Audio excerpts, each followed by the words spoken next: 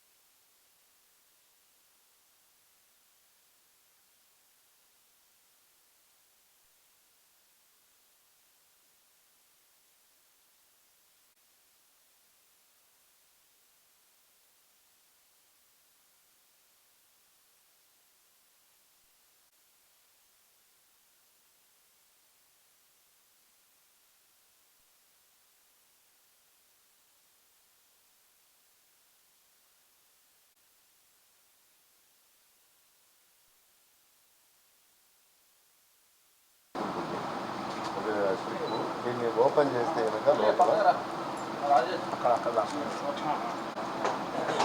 మన ఇప్పుడు ఎవరైతే మనకు సస్పెక్ట్ ఉన్నాడో అతని యూరిన్ శాంపుల్ను ఒక డ్రాప్ దీంట్లో కనుక వేస్తే మనకు ఒక స్ట్రైపే వచ్చిందంటే అతను గంజా వాడినట్లు. 2 స్ట్రైపులు వస్తే కనుక అతను వాడినట్లు. ఒక స్ట్రైప్ వస్తే గంజా వాడినట్లు. అది ఆ స్ట్రైప్ ఎలా వస్తుందంటే గంజా వాడిన వాళ్లకు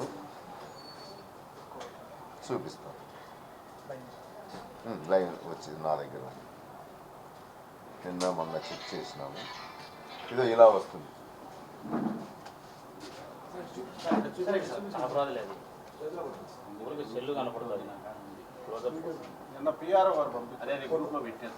ఇలా వస్తుంది, ఇలా వస్తుంది. వీళ్ళు గంజాయి తాగినట్లు లెక్క.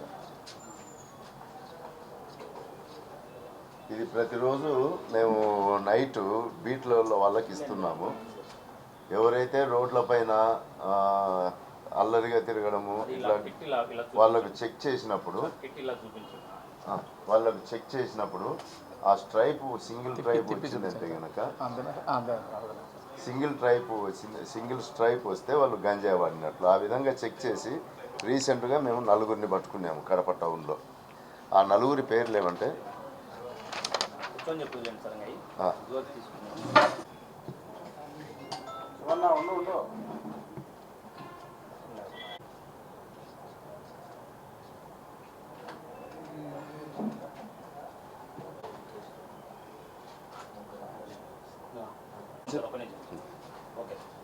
గత 2 days నుంచి మాకు బయోచెక్ అని చెప్పి ఒకటి ఇవి పంపించినారు మా అధికారులు.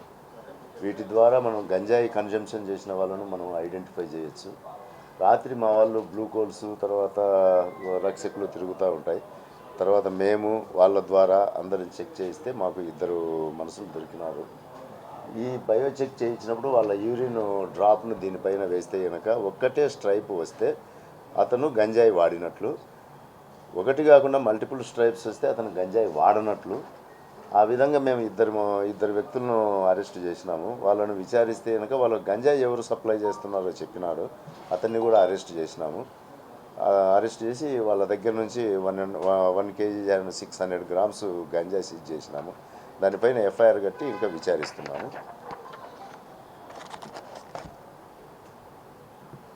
ఓకేనా?